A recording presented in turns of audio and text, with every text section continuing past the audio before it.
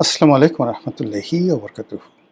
সম্মানিত দর্শক, সাম্প্রতিক সময়ে সিনিয়র সাংবাদিক, ধড়িবাজ সাংবাদিক, ছাগল অথর্ব সাংবাদিক এবং সাংবাদিক নামের কলঙ্ক, তারপর আরও অনেক অশ্রাব্য গালাগাল যারা পক্ষ এবং বিপক্ষের লোকজন ইদানিং সামাজিক মাধ্যমে দিচ্ছেন। রাষ্ট্রের জন্য, দেশের জন্য এই মুহূর্তে বিষয়টি অত্যন্ত সেনসিটিভ। আর একটা পেশার জন্য ভীষণ রকম অবমাননাকর। মূলত যে আমাদের দেশে সাংবাদিকতা, এটা যে ফাউন্ডেশন, সেই ফাউন্ডেশনের একটা গৌরবময় ঐতিহ্য। সে ঐতিহ্য ভারতের চেয়ে কোনো অংশে কম নয়। আপনি যদি 50-এর দশক ধরেন, 60-এর দশক ধরেন, বঙ্গবন্ধুর জমানা 70-এর দশক ধরেন, এমনকি এরশাদ জমানা ধরেন, এরশাদ জমানা পর্যন্ত 80-র দশক পর্যন্ত বাংলাদেশের সংবাদপত্র জগতের যে গ্লোরিয়াসনেস, মালিক, সম্পাদক, সাংবাদিক, তাদের যে মান, মর্যাদা এবং সম্মান যে পর্যায়ে ছিল, আসলে অন্য কোনো শ্রেণী এবং পেশা তারা এই সম্মানটা ক্লেমই করতেন না যে আমরা আসলে ওইরকম সম্মানিত। একটি পত্রিকাতে সাধারণত জুনিয়র স্টাফ রিপোর্টার হিসেবে কেউ ঢুকতেন, জুনিয়র সাব এডিটর হিসেবে ঢুকতেন, যেগুলোকে অ্যাপ্রেন্টিস বা শিক্ষানবিশ স্টাফ রিপোর্টার বা সাব এডিটর বলা হয়। মানে যারা অফিসে বসে বসে এই নিউজগুলো, বিদেশি যে রয়টার্স, তারপর বাংলাদেশ সংবাদ সংস্থা ইউএনবি, সেখান থেকে যে নিউজগুলো আসতো এগুলো অনুবাদ করতেন। ইংরেজি খুব ভালো জানতে হতো। বাংলা পত্রিকায় যারা চাকরি করতেন এই এডিটোরিয়াল সেকশনে, তারাও খুব ভালো ইংরেজি জানতেন, একই সঙ্গে বাংলা জানতেন। আর যারা রিপোর্টিং করতেন, তো সেই রিপোর্টারদের মধ্যে অনুসন্ধিৎস ক্ষমতা, ইনভেন্টরি পাওয়ার এবং সহজে যে কোনো ক্ষমতাকে প্রশ্ন করা এবং যার তার কাছে মাথা না নোয়ানোর যে একটা অদম্য যে স্পৃহা, আগ্রহ, এই দুটো যোগ্যতা আমি যে সময়টাতে সংবাদপত্রে ছিলাম তখন আমি দেখেছি। প্রায় ভালো ভালো সব পত্রিকাগুলোতে বিশাল লাইব্রেরি ছিল। সেই লাইব্রেরিতে সবাই বাংলা এবং ইংরেজি মানে নিখুঁতভাবে পড়তেন। ইতিহাস, শিল্প, সাহিত্য, সংস্কৃতি নিয়ে ভীষণ রকম আলোচনা হতো। সাংবাদিকদের বেতনও খারাপ ছিল না, ভালো ছিল। ধরুন তৃতীয় ওয়েজ বোর্ড অনুযায়ী যারা বেতন পেতেন, সাব এডিটর রূপে বা সিনিয়র সাব এডিটর রূপে, staff reporter, senior staff reporter রূপে, এই দুটোই মূলত post, staff reporter, senior staff reporter. এরপর এদের মধ্যে থেকে কেউ শিফট ইনচার্জ হতেন, কেউ নিউজ এডিটর হতেন। ইত্তেফাকে এই নিয়মটা খুব, মানে ইত্তেফাকে আসলে সিনিয়র রিপোর্টার এবং সিনিয়র সাব এডিটর এই দুটোই ছিল মূলত পোস্ট। এখান থেকেই যেমন দেখা গেল যে কেউ শিফট ইনচার্জ হতেন, কিন্তু তার বেতনটা ছিল সিনিয়র সাব এডিটর রূপে, বা কেউ নিউজ এডিটর হতেন। তো নিউজ এডিটর হতেন কিন্তু তার ছিল সিনিয়র সাব এডিটর রূপে। আবার সিনিয়র স্টাফ রিপোর্টার যারা ছিলেন এরাই চিফ রিপোর্টার হতেন। এই পর্যন্তই ছিল। আর সম্পাদক সাধারণত বেশিরভাগ ক্ষেত্রেই মালিকরা হতেন আগের জমানাতে। পরবর্তীতে সেটা এরশাদ জামানাতে যেমন সানাউল্লাহ নুরী সাহেব আছেন, ওনাদেরকে আসলে পেইড বলা হতো। কিন্তু এর আগে যেমন তোফাজ্জল হোসেন মানিক মিয়া কিংবা আজাদের মৌলানা আকরাম খান, তারা সবাই পত্রিকার মালিক এবং সম্পাদক ছিলেন। এদের কথা আলাদা, মানে এটা এই যুগে কল্পনাই করা যায় না। তো এর বাইরে যেটা ছিল সেটা হলো সম্পাদনা, মানে সম্পাদকীয় বিভাগ ছিল, যেটা যারা পোস্ট এডিটোরিয়াল লিখতেন, বাইরের লোকদের লেখা নেওয়া হতো না। ওনারা সবাই সহকারী সম্পাদক রূপে নিয়োজিত ছিলেন। যেমন রাহাত খানের মতো মানুষ সহকারী সম্পাদক ছিলেন, নির্মল সেন সহকারী সম্পাদক ছিলেন, তারপর সেই সন্তোষ গুপ্ত সহকারী সম্পাদক ছিলেন। ইংরেজি পত্রিকাগুলোতে ওই সময়টাতে, মূলত আমি যে সময়টাতে চাকরি করতাম সেই সময়টাতে ইংরেজি পত্রিকা বলতে অবজারভার কি আমরা মনে করতাম যে এটা একটা পত্রিকা। এর মধ্যে নিউ নেশন ছিল, কিন্তু নিউ নেশন ঠিক ওরকম অতটা জনপ্রিয় ছিল না। অবজারভারের পরে ডেইলি স্টার আসে, কিন্তু ডেইলি স্টার মানে অবজারভারের পতন না হওয়া পর্যন্ত ডেইলি স্টার আসলে ডেইলি স্টারের জায়গায় আসতে পারেনি। তো এনিওয়ে, যেটা হলো ডেইলি স্টারে কিছুদিন কাজ করার সুযোগ হয়েছে, অবজারভারে কিছুদিন কাজ করার সুযোগ হয়েছে। এই জিনিসগুলো 80-র দশক পর্যন্ত দেখেছে, এবং তখন একজন sub editor, senior sub editor দরকার নেই, বা একজন স্টাফ রিপোর্টার সরাসরি প্রেসিডেন্টের সঙ্গে তারা উইদাউট অ্যাপয়েন্টমেন্টে গিয়ে দেখা করতে পারতেন, এবং তারা প্রেস ক্লাবে আসতেন, আলাপ আলোচনা হতো। মানে এটা একটা অসাধারণ, ধরুন চিত্রবাংলা কিংবা বিচিত্রা, চিত্রালী, এ সকল সিনেমার মানে এই সকল পত্রিকার যারা স্টাফ রিপোর্টার বা ধরুন সিনিয়র স্টাফ রিপোর্টার, তারা যদি 80-র দশকে নায়ক রাজ্জাককে একটা ছোট্ট সিরিকুট দিয়ে খবর পাঠাতেন, আপনার একটা সাক্ষাৎকার নিতে হবে, তাহলে রাজ্জাক সাহেব এসে ওই পত্রিকার অফিসে উপস্থিত হতেন। এই ছিল পত্রিকার মান। এখন এই কারণ হলো কি, এই সাংবাদিকতার পেশাটা নিয়ে 80-র দশকে বলতে গেলে আগে সবসময়ই শাসক গ্রুপ ভীষণ রকম উদ্বিগ্ন ছিলেন, উৎকণ্ঠিত ছিলেন, এবং এদেরকে কেনা যেত না, ভীষণ রকম কেনা যেত না। আপনি একজন চিন্তা করেন, একজন নির্মল সেন, একজন গিয়াস কামাল চৌধুরী, একজন আতাউস সামাদ, যারা স্টার হয়ে গিয়েছিলেন। তো মানে এর বাইরে অন্তত 1 ডজন 2 ডজন সাংবাদিক ছিলেন যাদেরকে সেই জমের মতো শাসকরা ভয় পেত। ঠিক সেই সময় এরশাদ জমানাতের শেষের দিকে সাংবাদিক কেনার একটা প্রকল্প চালু হয়ে যায়। তিনি ইত্তেফাকের 2-3 জন সাংবাদিককে হাত করে ফেলেন। কিছু ব্যবসায়ীরা অনেক টাকা পয়সা দিয়ে মানে কয়েকজন সাংবাদিককে হাত করে ফেলেন। আমি নাম বলে কাউকে ছোট করব না। তাদের মাধ্যমে কলাম লিখানো কিংবা তাদের মাধ্যমে বই লিখানো, রাষ্ট্রপতির দরবারে বা কোনো ব্যবসায়িক গ্রুপ বা কোনো ধড়িবাজ, মানে যাকে বলা হয় গ্রুপ অফ ইন্ডাস্ট্রিজ, তারা এরকম 80-র দশকের, ধরুন এটা 87-88-র দিক থেকেই অপকর্মগুলো শুরু হয়।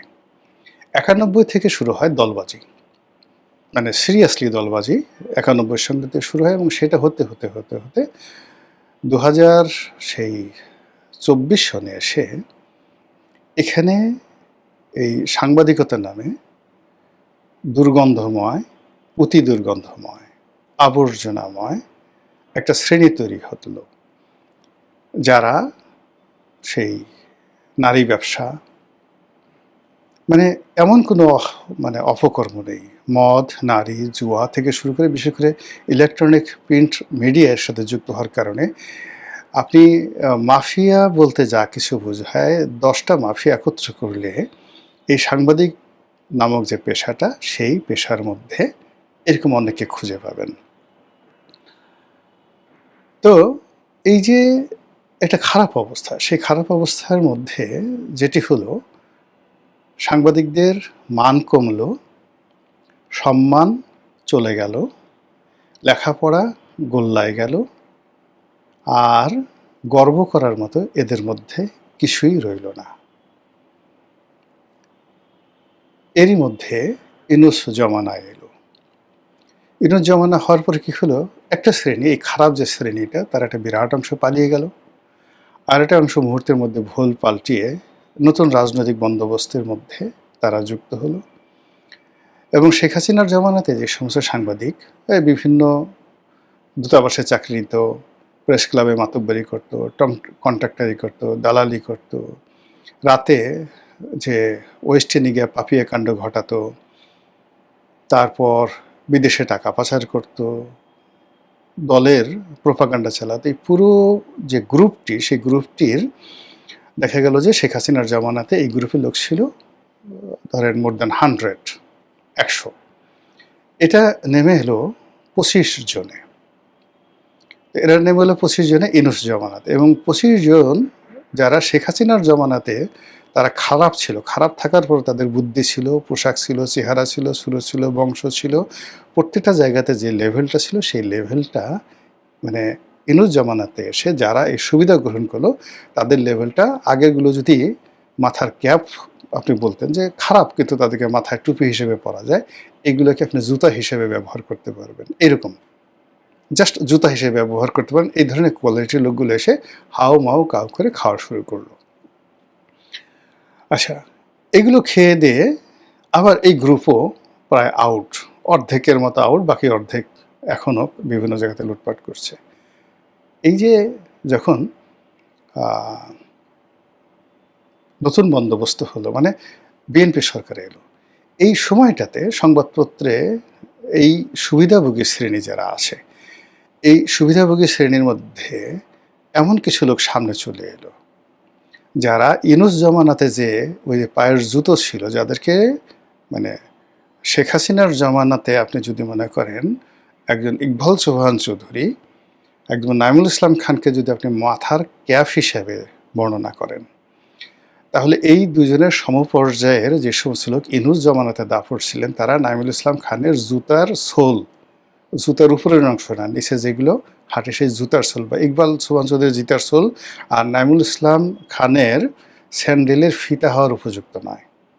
এই লোকগুলো ইউনূস সাহেবকে চালিয়েছে।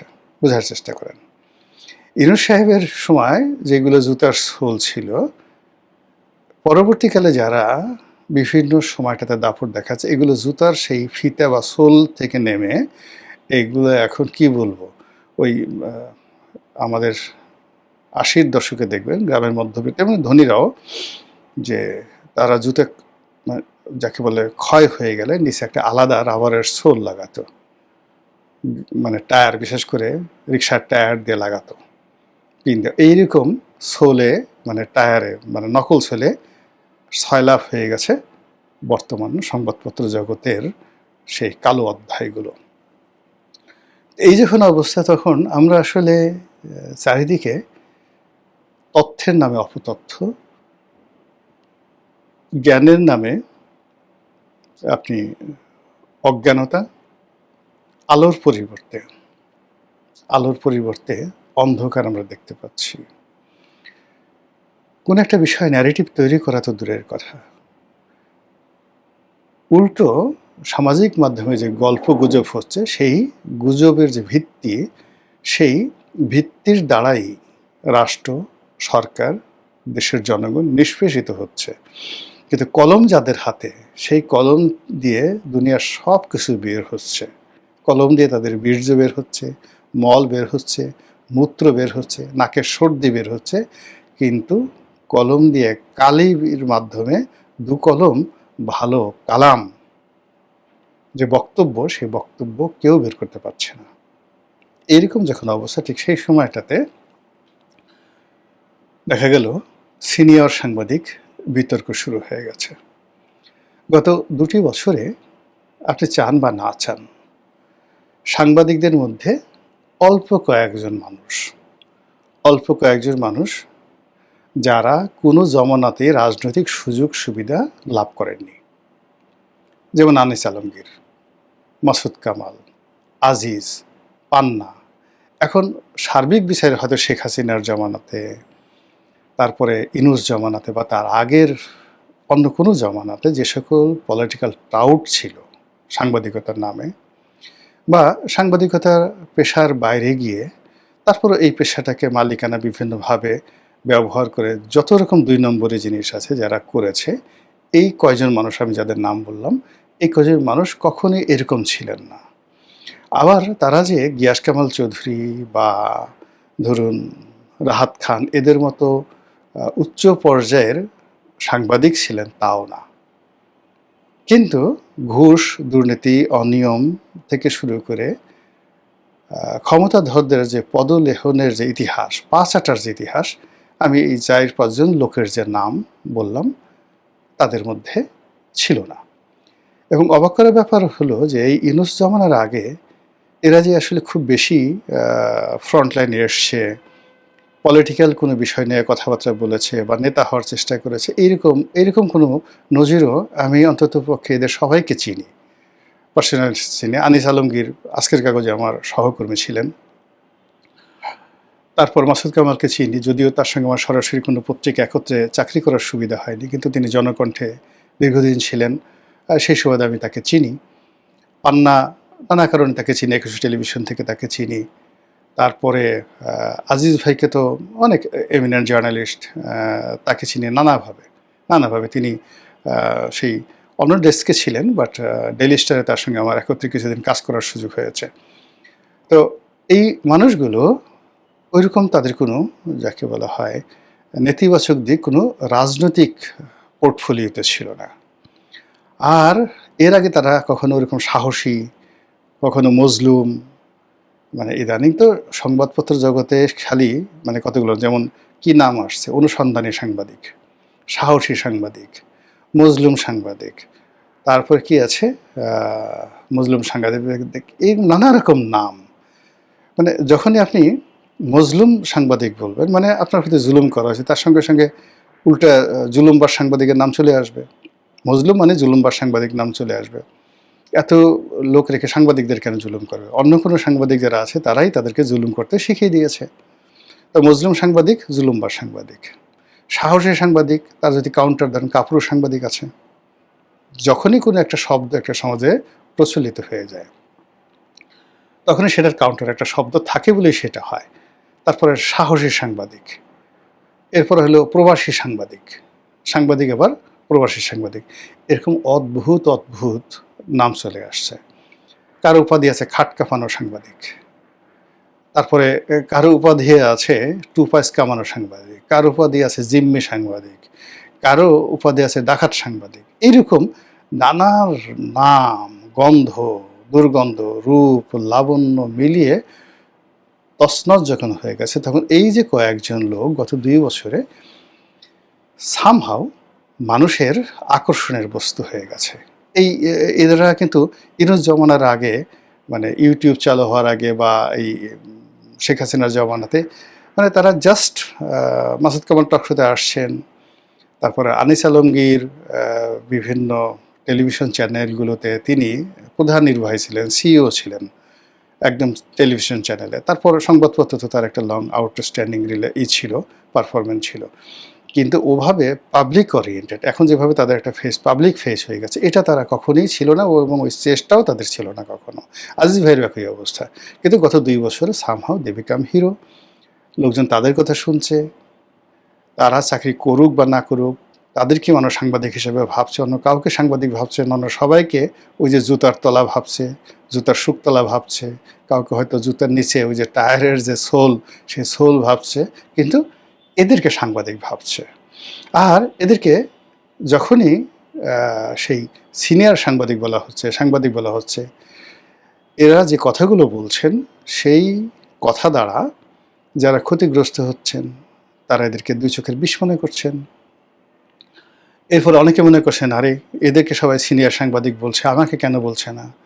এদের ব্যাপারে মানুষ যতটা আগ্রহী, টেলিভিশন চ্যানেলগুলো আগ্রহী, এরা যে কোনো একটা জায়গাতে গেলে মানুষ অটোগ্রাফের জন্য আসে, তারপরে মানুষ তাদের পাশে এসে ছবি তুলে, ফেসবুক, ইন্টারনেটে এদের সাথে মানে এদেরকে দাওয়াত করে খাওয়ায়, এদের সাথে ছবি তুলে দেয়। তো এইগুলো দেখে দেখে বহু মানুষের মানে রীতিমতো সারা শরীরে একটা রীতিমতো চুলকানি শুরু হয়ে গেছে।